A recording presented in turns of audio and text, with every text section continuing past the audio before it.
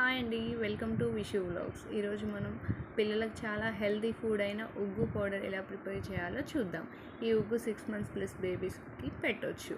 ఈ ఉగ్గు చాలా టేస్టీ అండ్ హెల్తీ కూడా. పిల్లలు చాలా ఇష్టంగా తింటారు, మన విషు కూడా చాలా ఇష్టంగా తింటాడు. ఫస్ట్లీ ఉగ్గు పౌడర్ ప్రిపేర్ చేయడానికి కావాల్సిన ఇంగ్రీడియంట్స్ ఏంటో చూద్దాం. బియ్యం, రాగులు, పెసరపప్పు, మినప్పప్పు, కందిపప్పు, శనగపప్పు, సగ్గుబియ్యం, వాము, జీలకర్ర అండ్ పల్లీలు. వాము, జీలకర్ర అనేవి పిల్లలకి డైజెషన్కి యూజ్ అవుతాయి. మనము వాము, జీలకర్ర, పల్లీలు వీటి మూడింటిని డైరెక్ట్గా వేయించుకుందాము. మిగతా అన్ని ఇంగ్రీడియంట్స్ని మనం నానబెట్టుకుందాం. బాగా 2 to 3 times వాష్ చేసిన తర్వాత మనం 4 to 5 hours నానబెట్టుకుందాం.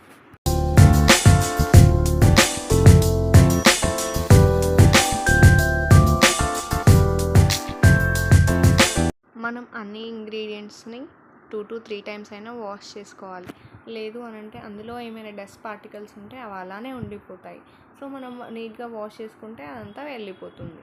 అండ్ మనం ఏ ఇంగ్రీడియంట్ ఎంత తీసుకోవాలని స్క్రీన్ మీద పాపప్ చేశాను. ఫస్ట్లో వీడియోని స్కిప్ చేయకుండా చూడండి. నేను అయితే 200 grams తీసుకున్నాను పప్పు దినుసులన్నీ. అండ్ బియ్యం అయితే 1000 grams తీసుకున్నాను. ఒకవేళ మీరు కన్ఫ్యూజింగ్గా ఉంది అంటే పప్పు దినుసులు అన్నీ ఎంత గ్రామ్స్ తీసుకున్నారో దానికి ఈక్వల్ క్వాంటిటీ బియ్యం తీసుకుంటే సరిపోతుంది. నేనైతే ఇంగ్రీడియంట్స్ అన్నీ నీట్గా వాష్ చేసుకున్నాను.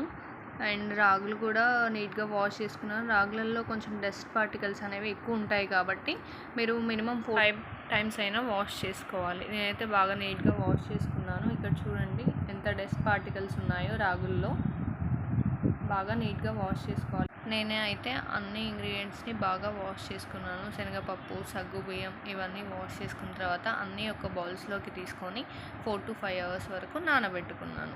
నానబెట్టుకున్న తర్వాత అందులో ఉన్న వాటర్ అన్నీ స్క్వీజ్ చేసుకున్నాను. నేనైతే ఒక పల్చటి టవల్ తీసుకున్నాను. అందులోంచి స్క్వీజ్ చేస్తే వాటర్ అన్నీ ఫ్రీగా వెళ్ళిపోతుంది, కొంచెం కూడా వాటర్ ఉండదు. ఎండాకాలం అయితే ఫర్మెంటేషన్ అవుతుంది కాబట్టి ఎక్కువసేపు నానబెట్టుకోకూడదు. 4 to 5 hours నానబెట్టుకుంటే సరిపోతుంది. అదే వింటర్ సీజన్ అయితే మీరు నార్మల్గా 6 to 7 hours అయినా నానబెట్టుకోవచ్చు.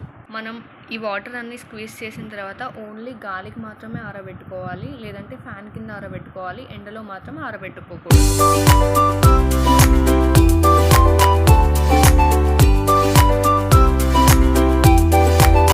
మేము ఉగ్గు పౌడర్ని ప్రిపేర్ చేస్తుంటే విషు చూడండి ఏం చేస్తున్నాడు. వాష్ చేసిన డిషెస్ అన్నిటినీ కింద పడేసి ఆడుకుంటున్నాడు. వాడికి అలా టైం పాస్ అవుతుంది, మాకు ఇలా టైం పాస్ అవుతుంది. అసలు అయితే విషుని పిలిచినా పలకట్లేడు, అంత బిజీగా ఆడుకుంటున్నాడు. చూడండి ఒకసారి. నేనైతే ఒక డ్రై కాటన్ క్లాత్ తీసుకొని ఆరబెట్టుకున్నాను. ఎవ్రీ 1 hourకి ఒకసారి ఇలా కదుపుతూ ఉండాలి, లేదంటే ఆ క్లాత్కి అంటుకొని పోతాయి. ఆరిన తర్వాత ఇంగ్రీడియంట్స్ అన్నీ ఇలా ఉంటాయి. ఒకసారి చూడండి.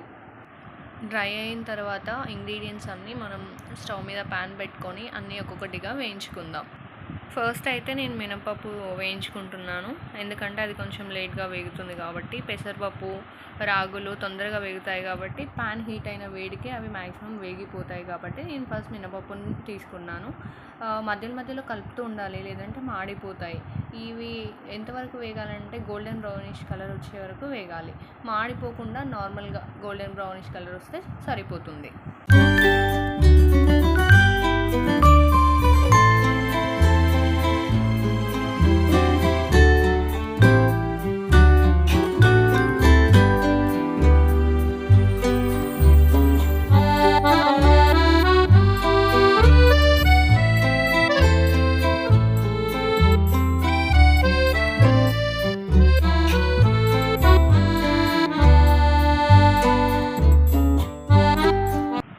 రాగులు అయితే 2 to 3 minutes వేయించుకుంటే సరిపోతుంది, ఎందుకంటే ఆ ప్యాన్ హీట్ అయిన వేడికే ఆ రాగులు అనేవి వేడైపోతాయి. బియ్యం అయితే కొంచెం టైం పడుతుంది, లేట్గా అవుతాయి. నెక్స్ట్ నేను జీలకర్ర, వాము అనేవి కొంచెం త్వరగా వేగిపోతాయి. స్టవ్ ఆఫ్ చేసుకొని అయినా జీలకర్ర వేయించుకోవచ్చు లాస్ట్కి. పల్లీలు, సగ్గుబియ్యం ఇవన్నీ వేయించుకున్నాను. ఇంగ్రీడియంట్స్ అన్నీ వేయించుకున్న తర్వాత అవి చల్లారబెట్టుకోవాలి. ఫస్ట్లీ మనం కొంచెం చల్లారిన తర్వాత మిక్సీ పట్టుకోవాలి. నేనైతే ఒక్కొక్కటిగా సపరేట్ పట్టుకున్నాను. పెసరపప్పు, మినపప్పు సపరేట్గా పట్టుకున్నాను. మీరు అన్నీ ఒకేసారి మిక్స్ చేసుకొని పట్టుకోవచ్చు.